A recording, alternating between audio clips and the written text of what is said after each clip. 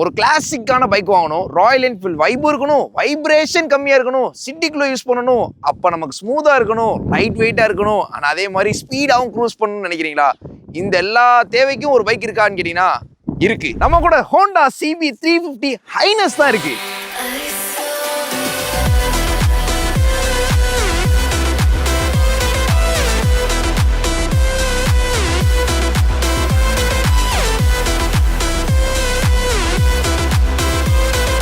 இந்த model deluxe, deluxe pro and deluxe pro குரோம்னு சொல்லி 3 வேரியன்ட்ல அவைலபிளா இருக்கு. 1,93,000 இருந்து 1,97,000 எக்ஸ்ஷோரூம் பிரைஸ்க்கு இந்த பைக் அவைலபிளா இருக்கு. இந்த பைக்கோட ஆன் ரோட் பிரைஸ் தான் என்ன அப்படின்னு சொல்லி நீங்க யோசிக்கலாம்.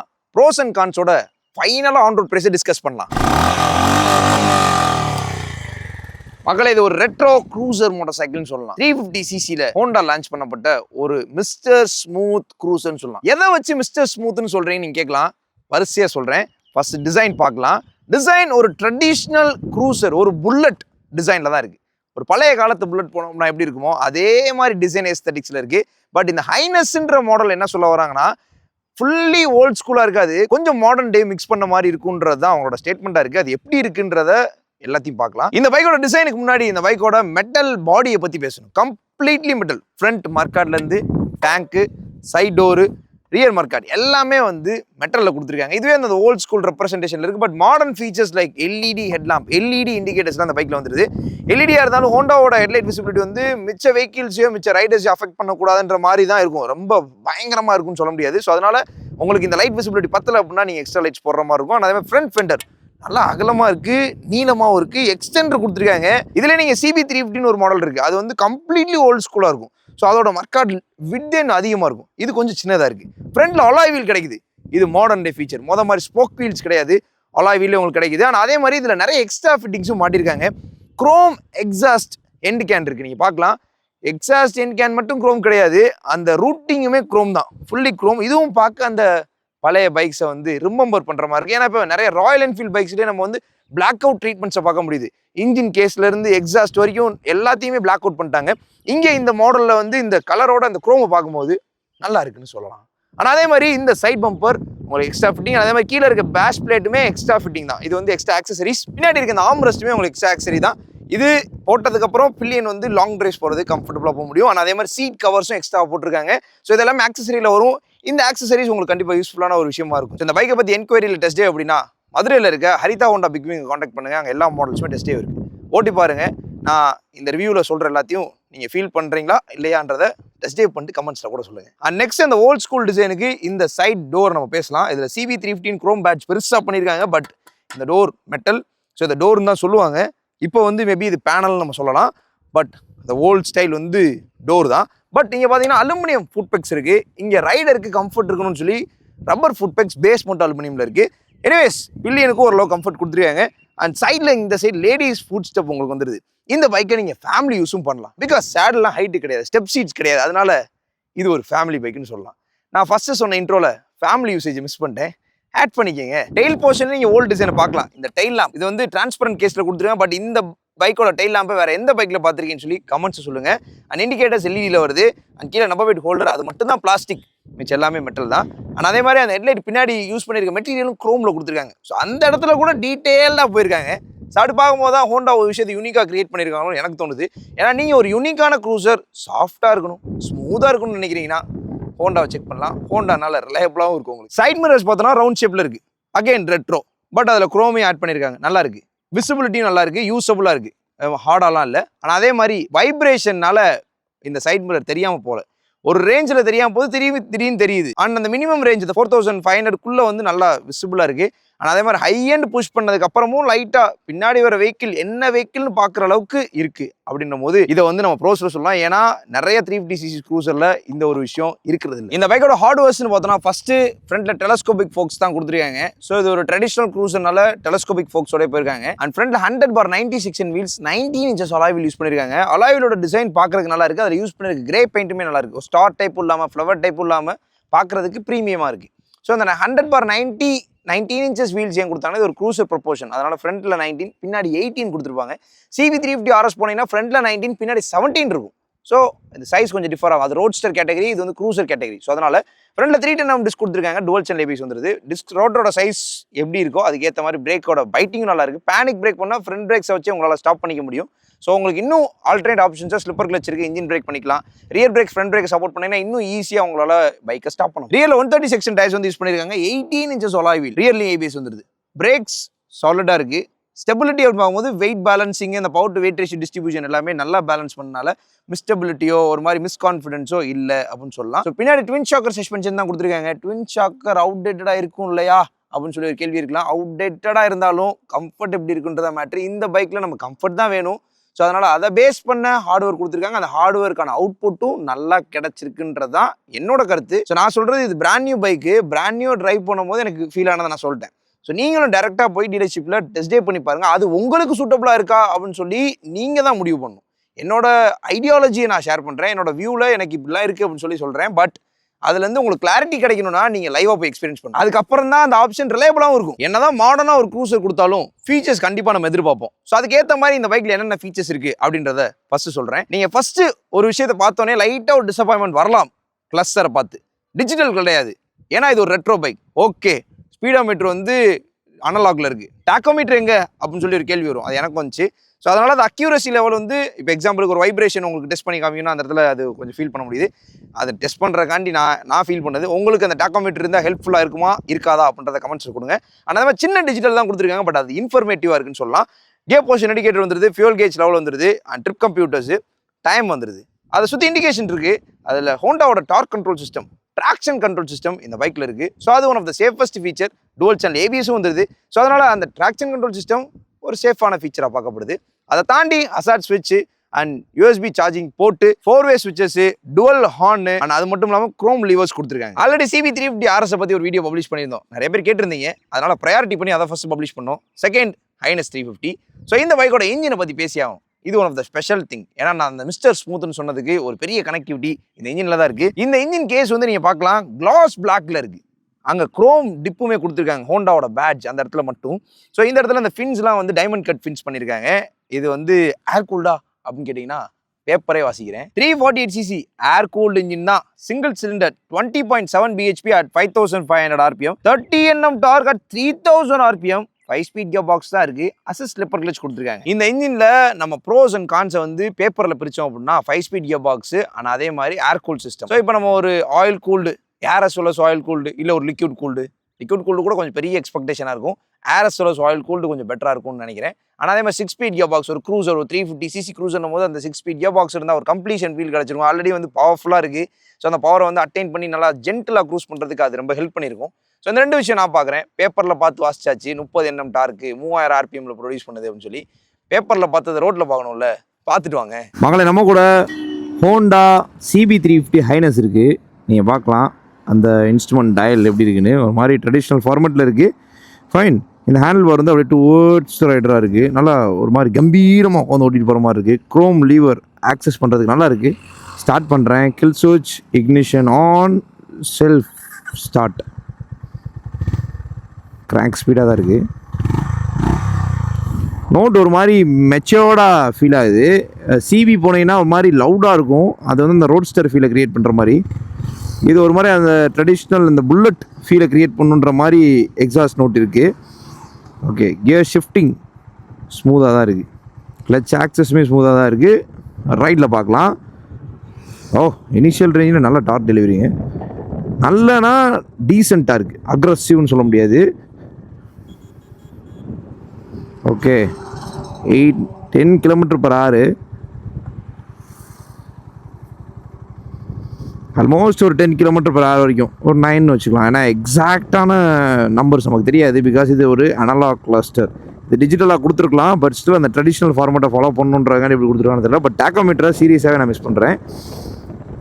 ஸ்மூத்தாக தான் இருக்குது. எனக்கு தெரிஞ்சு நான் ஒரு 3000 rpmல போவேன்னு நினைக்கிறேன். கெஸ்ட்டில் தான் பேச முடியும், பிகாஸ் டாக்கோமீட்டரில். ஆனால் அதே மாதிரி ஹார்னு நல்லா லவுடாக இருக்குது. Dual horn. இது டாப் ஆஃப் த லைனில் வந்து டுவல் ஹார்ன் வரும். ஹார்ன் மட்டும் இங்கிட்டிருந்து ப்ரெஸ் பண்ணுற மாதிரி இருக்குது. ஓகே, பவரை பார்க்கலாம். ஆல்மோஸ்ட் 4000 ரீச் பண்ணுறோன்னு நினைக்கிறேன். 50. 80.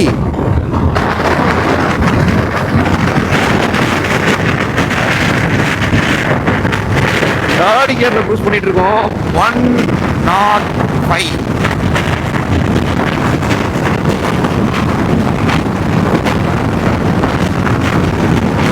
ஃபோர்த் கியர்ல 120 எல்லாம் அசால்ட்டா கிராஸ் பண்ணி போயிட்டு இருக்கு. ஸோ ஒரு ஈஸி க்ரூசர் அப்படின்னு சொல்லலாம். கண்டிப்பா ஈஸி க்ரூசர் எதை வச்சு சொல்றீங்க அப்படின்னு சொல்லி நீங்க கேட்கலாம்.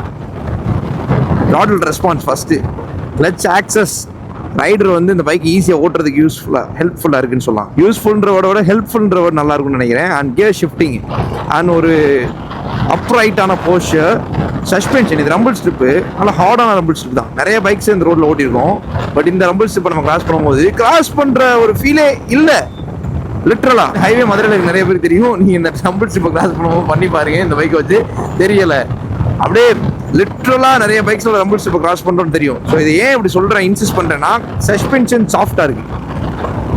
அண்ட் தேர்ட் கியர்லேருந்து அப்படியே நம்ம க்ரூஸ் பண்ணுறோம். ஓவர்லாக் பெருசாக எதுவும் நான் ஃபீல் பண்ணல. பட் ஸ்டில் டீட்டெயில்டாக செக் பண்ணி தான் ஆகணும். நான் ஃபஸ்ட் செகண்ட் கியரில் போயிட்டு ஒரு 40க்கு கீழே போயிடுறேன்.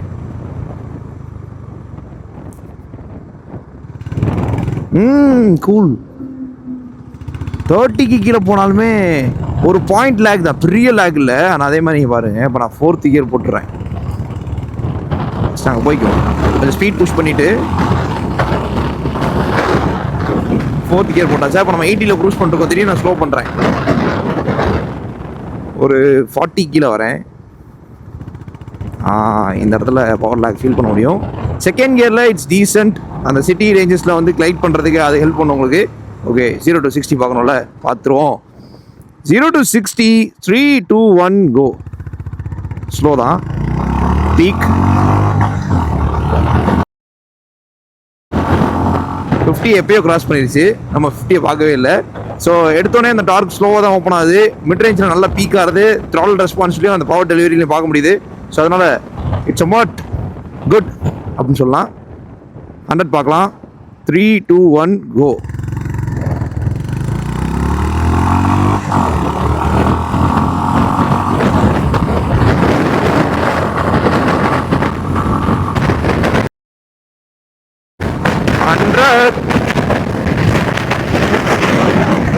ஓகே, 100 அப்படின்றது கொஞ்சம் ஸ்பீடாக தான் கிளாக் பண்ணியிருக்கு.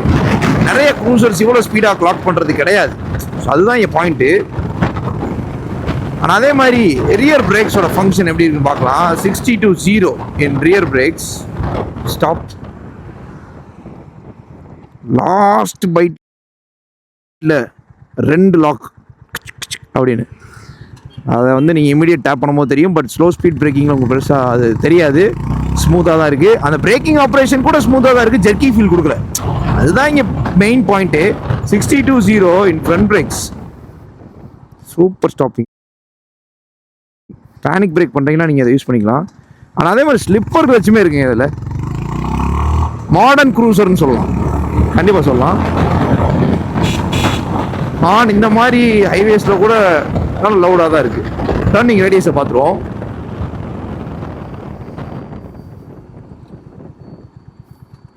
வெயிட்டுமே ஈஸியாக பேலன்ஸ் பண்ண முடியுது. சிட்டி ரேஞ்சஸில் அந்த ஷார்ட்டான ரோட்ஸில் உங்களுக்கு ஓட்டுறதுக்கு டஃப்பாக இருக்கலாம். இந்த மாதிரி ஹைவேஸ்லாம் உங்களுக்கு பெருசாக இதாக இருக்காது. ஓகே, லோ அண்ட் டார்க் கண்டிப்பாக பார்க்கணும். எல்லோரும் எதிர்பார்ப்பீங்க. நான் எதிர்பார்க்குறேன். ஃபஸ்ட்டு பார்த்துட்றேன். செகண்ட் கியரில் பைக்கை ஸ்டாப் பண்ணுறோம். ஓகே, வெயிட் பெருசாக தெரியவே இல்லைங்க. ஒரு நார்மல் பைக் ஓட்டுற மாதிரி தான் இருக்குது. Sports bike.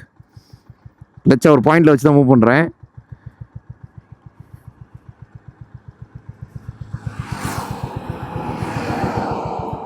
ஸோ இந்த மாதிரி இந்த ரேஞ்சில் வந்து லைட்டாக இப்படி இருக்குது.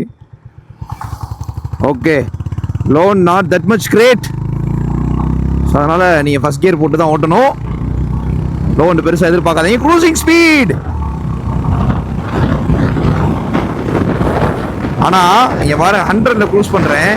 இந்த மிரர் தெளிவாக தெரியுது. ஸோ இது நிறைய ரெட்ரோ க்ரூசஸில் இருக்கிறதே கிடையாது. 5 ஸ்பீட் கியர் பாக்ஸ் தான் கொடுத்துருக்காங்க. ஒரு 6 ஸ்பீட் கியர் பாக்ஸ் கொடுத்துருந்தா நல்லா இருந்திருக்கும். ஸோ அதை வந்து நான் மிஸ் பண்ணுறேன். அது கிடச்சிருந்தா ஒரு கம்ப்ளீஷன் ஃபீல் கிடச்சிருக்கும். ஏன்னா ஒரு இன்கம்ப்ளீட் க்ரூசிங் இருக்க மாதிரி ஃபீல் ஆகுது. பட் 100 க்ரூசிங்கிறது 110 க்ரூசிங்கிறதெல்லாம் அசால்ட்டாக தான் இருக்குது. அந்த 6th கியரை கொடுத்துருந்தாங்க அப்படின்னா 120 க்ரூசிங் ரொம்ப ஈஸியாக இருக்கும். பட் இப்போ கொஞ்சம் ஃபோர்ஸ் பண்ணி புஷ் பண்ணுற மாதிரி இருக்குது. 100 அப்படின்றது நல்ல க்ரூசிங், 110ன்றது நல்ல க்ரூசிங், 90 to 110 நல்ல க்ரூசிங் ஸ்பீடாக இருக்கும். அந்த ரேஞ்சில் க்ரூஸ் பண்ணும்போது இது one of the ultimate cruiser இந்த செக்மெண்ட் வித்தவுட் வைப்ரேஷன் அப்படின்ற பாயிண்ட்டை நோட் பண்ணிக்கோங்க. பிகாஸ் வைப்ரேஷன் லெவல் அப்படி பெருசாலாம் கண்டுபிடிக்கிற அளவுக்கு இல்லை. செக் பண்ணிடுவோமா? பண்ணிடலாம். ஆர்பிஎம் மீட்டர் வந்து இருந்துச்சு அப்படின்னா எக்ஸாக்டாக சொல்லிடலாம் எந்த ஆர்பிஎம்மில் வந்து வைப்ரேஷன் வருதுன்னு. பட் ஸ்டில் ஒரு கெஸ்ட்டில் சொல்கிறேன் நான். ஓகே, இப்போ ஆல்மோஸ்ட் நம்ம எப்படினாலும் ஒரு 2000 ஆர்பிஎம்மில் போயிட்டுருப்போம்.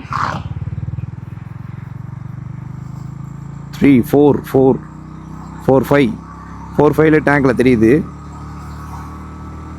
அதுக்கப்புறம் டேங்க் தான், ஹேண்டில் பாரில் தெரில, ஃபுட் பேக்ஸ்லேயும் தெரில, சீட்டில் தெரியுது. டாப் எண்டில் கூட உங்களுக்கு வந்து ஃபுட் பேக்ஸில் தெரியலங்க. நைஸ்.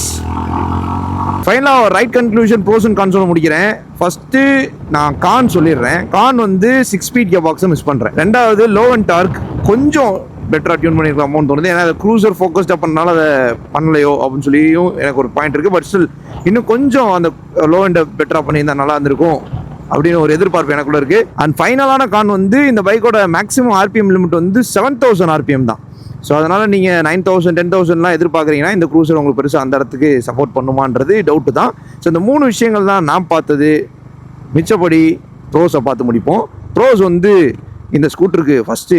ஸோ ப்ரோஸ் பார்த்தோன்னா இந்த பைக்குக்கு ஃபஸ்ட்டு நம்ம சொல்ல வேண்டியது மிஸ்டர் ஸ்மூத் அப்படின்னு சொல்லலாம். பைக்கை ஃபஸ்ட்டு ரிவ்யூக்கு ஸ்டார்ட் வாங்கிட்டு நான் கொண்டு வரும்போது நான் ஃபீல் பண்ண ஒரு விஷயம் சாஃப்டாக இருக்குது அப்படின்ற ஒரு ஃபீல் தான் பண்ணேன். பிகாஸ் செப்பரேட்டான ஹேண்டில் பார், சாஃப்டான த்ரால் கிரிப்பு, அதுக்கப்புறம் கிளச் ஆக்சஸ், கியர் ஷிஃப்டிங்கு, அதுக்கப்புறம் seating position, seat comfort, ride comfort, throttle response, இன்ஜினோட பவர் டெலிவரி, அதோட எக்ஸாஸ்ட் நோட் எல்லாமே வந்து ஒரு மாதிரி அந்த ஸ்மூத் பார்ட்டில் இருக்குது. சஸ்பென்ஷனும் கூட. ஸோ இதெல்லாமே நான் பார்த்த best part. Braking is also good. So அதே மாதிரி பவர் டெலிவரியுமே நல்லா இருக்குது. ஸோ மிட் ரேஞ்சில் நல்ல பீக் பவர் டெலிவரி ஃபீல் பண்ண முடியும். டாப் எண்டில் பெருசாக நீங்கள் ஃபீல் பண்ண முடியாது. அதே மாதிரி லோ எண்ட்லையும் நீங்கள் பெருசாக ஃபீல் பண்ண முடியாது. மிட் ரேஞ்சில் நல்லா ஃபீல் பண்ணலாம். அந்த க்ரூசிங் அப்படின்றதும் சூப்பரான ஒரு விஷயமா இந்த பைக்கில் நான் பார்க்குறேன். ஸோ இதான் என்னோட வியூ. உங்களோட வியூ என்ன அப்படின்றத கமெண்ட்ஸில் மறக்காமல் சொல்லிட்டு போங்க. CB350 ஹைனஸ் யாருக்கெல்லாம் சூட்டபுளாக இருக்குன்றதை பார்ப்போம். ஃபர்ஸ்ட் இந்த பைக்கோட டேங்க் கெப்பாசிட்டி 15 லிட்டர்ஸ் கொடுத்துருக்காங்க. ஒரு க்ரூசருக்கு என்ன டேங்க் கெப்பாசிட்டி வேணுமோ அதே டேங்க் கெப்பாசிட்டி இருக்குது. நீங்கள் அடிக்கடி ஃபியூல் ஃபில் பண்ண வேண்டியதில்லை. மைலேஜ் எவ்வளோ கொடுக்கும் அப்படின்னு கேட்டிங்கன்னா 350cc-னால 30 நீங்கள் எதிர்பார்க்கலாம். 35 அப்படின்றது அதிகபட்சமான மைலேஜாக சொல்கிறேன். அந்த எக்கானமி மீட்டர் படி நீங்கள் ஓட்டினீங்கன்னா உங்களுக்கு அந்த 35 கொடுக்க சான்ஸ் இருக்குது. பட் ரியல் டைமாக நிறைய பேர் 30 எடுக்கிறாங்க, 32லாம் எடுக்கிறாங்க, 35 கூட ஒரு சில பேர் எடுக்கிறேன்னு சொல்லியிருக்காங்க. ஸோ நீங்கள் 35ன்றதை பெருசாக எக்ஸ்பெக்ட் பண்ணீங்க அப்படின்னா சில டைம் கம்மியாக வந்து அது கொஞ்சம் ஹர்ட் பண்ணும். ஸோ அதனால் நீங்கள் 30ன்னு வச்சுக்கோங்க. 30 அப்படின்றது ஒரு நல்ல மைலேஜ் 350cc க்ரூஸ் இருக்குது.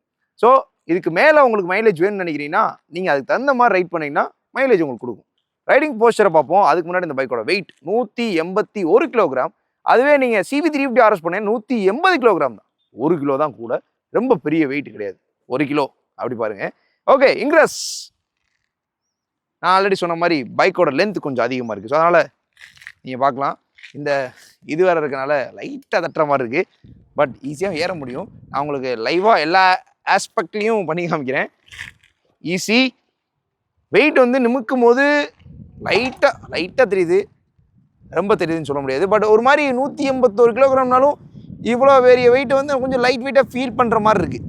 ரொம்ப ஹெவினஸ் இல்லை, வெயிட் வேறு ஹெவினஸ் வேறு இல்லை, புரியல அப்படின்னு சொல்லி உங்களோட மைண்ட் வாய்ஸ் எனக்கு புரியுது. வெயிட்ன்றது 181 கிலோகிராம்ன்றது நம்பர்ஸில் பார்க்கும்போது அதிகமாக தெரியுது. பட் அந்த ஹெவினஸ் வந்து நம்ம எக்ஸ்பீரியன்ஸ் பண்ணுறது. ஸோ அதை சொல்ல வரேன், அந்த டிஃப்ரென்ஸ் சொல்ல வரேன். ஓகே, ஸோ ஹைட் மேனேஜ்மெண்ட் பார்த்தோன்னா எனக்கு 2 ஃபுட்டுமே ஈவனாக பிளேஸ் ஆயிடுச்சு. நீங்கள் பார்க்கலாம்.